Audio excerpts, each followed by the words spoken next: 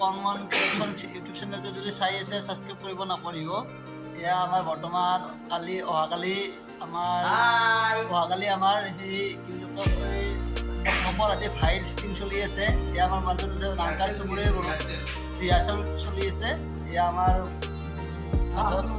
মনোজিত দাদা এই নামকাৰ চুবুৰীৰ মনোজিত দাদাই দুই এষাৰ ক'ব আমাৰ এই অপৰাধী ভাইৰ কাৰণে।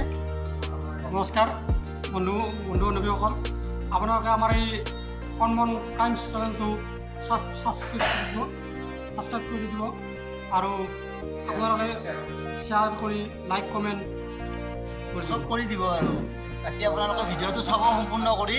এয়া আমাৰ মাজত আছে হিৰক দিদা সকলোতে চিনি পায়ে আমাৰ হিৰক আমাৰ মৰমৰ সদায় হিৰকে ক'ব আমাৰ আপোনালোকৰ মানে আশীৰ্বাদ পাই যে আমি ইমানখিনি আগুৱাই যাবলৈ চেষ্টা কৰিছোঁ আৰু আমি ভিডিঅ' বনাই থাকিম আৰু আপোনালোকে যিমান পাৰে আমাৰ চেনেলটো ছাবস্ক্ৰাইব কৰিব, লাইক কৰিব, শ্বেয়াৰ কৰিব আৰু আমাৰ এনেকৈ আগুৱাই যোৱাৰ কাৰণে উৎসাহ প্ৰেৰণা গোটেইখিনি আমাক যোগাই দিব বুলি আমি আপোনালোকৰ আমি আশা কৰিছোঁ যে আপোনালোকে আমাৰ এই ভিডিঅ'টো চাব সকলোৱে লগ হৈ।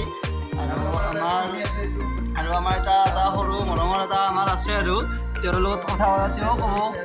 তেওঁ আমাৰ মেইন আৰু মানুহ। তুমি যে আমাৰ ভিডিঅ'বোৰ চোৱা ভাল লাগেনে তোমাৰ? ভাল লাগে যদি আপোনালোকে কওক, সকলোকে কওক।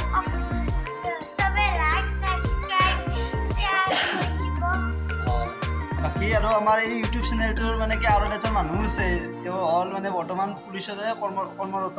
তেওঁ আপোনালোকৰ বহুদিন দেখা নাই, বাহিৰত থাকে। যে তেওঁ এবাৰ আপোনালোকে চাই লওক আৰু তেওঁ দুষাৰ ক'ব আমাৰ এই চেনেলটো বা আমাৰ এই ভিডিঅ'টোৰ ওপৰত আহি আছে। অহাকালি আমাৰ এইটো আপলোড কৰিম।